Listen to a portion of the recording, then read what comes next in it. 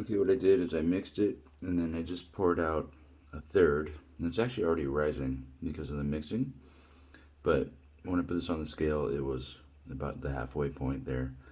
About 1.2 liters, I guess. And that's almost back to 2. What we're going to do now is we're going to weigh out the portions. So I put the yeast on the scale and it's 62.43.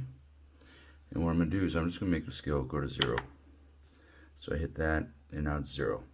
So now what I'm going to do is I'm going to add 400 grams of flour and 400 grams of the warm water. As you can see, I have it set to grams.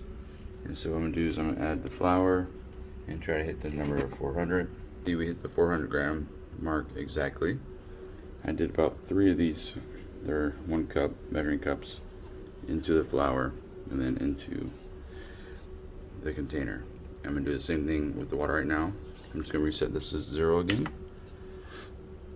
And you can see it's now reset. I'm going to do 400 grams of water. See, we just hit 400 grams with the water as well. So I'm going to go ahead and mix it now. Get it thoroughly mixed and then wait a few hours and it should double in size. Once it's doubled in size, we now can begin to make the sourdough bread.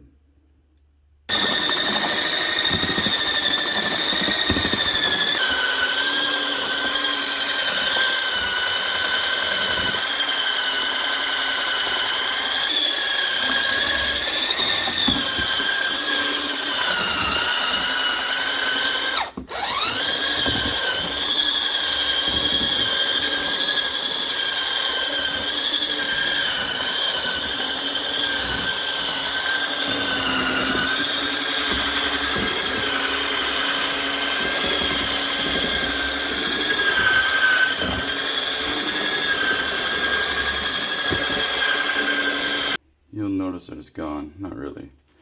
I just moved it up to the window. There's a little bit more room there. Plus it'll get the morning sun, which will be in a couple hours, and that will help it rise as well as the heat comes in from the window.